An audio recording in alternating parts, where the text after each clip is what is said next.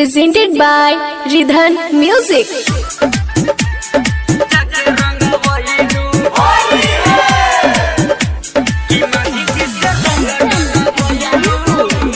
Bholenath recording studio बानावर बिशुनगंज। हरे मांझी हाँ मांझी जिससे बच के न जहीबू होली में चोली जाके रंग बईबू कि मांझी डोला जाके रंग बईबू। यादव जिससे लहंगा लेटा बैठू होली में चोली जाके रंग बईलू कि मांझी डोला जाके रंग बईलू। पांडे जिससे पता देखू कि मांझी जिससे रंग डला बईलू होली में चोली जाके रंग बईलू।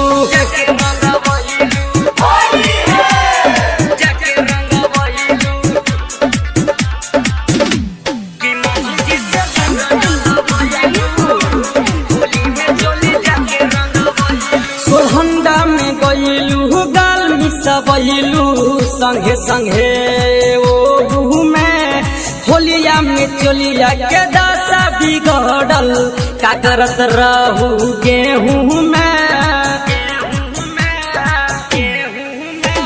सोहंडा में गईलू गाल मिसबैलू संगे संगे ओ में होलिया में चोलिया के दासा बिगड़ल का करत रहू गेहूं में।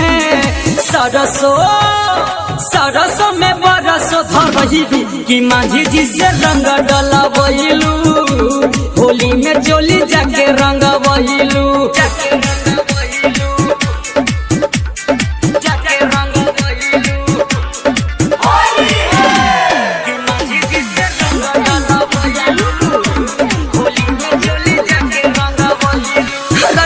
गणेश से रंग डलवाले मजा उठा ले कुंवर में चंदन दीवाना न तोड़ा के छोड़ी ले जाके रंग है बाजार में।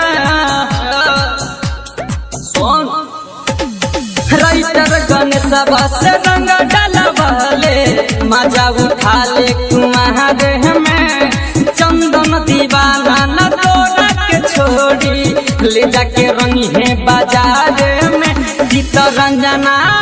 चित्तरंजन से मजा उठैलू गौरब्बा से रंग डलबैलू होली में चोली जाके रंग बईलू।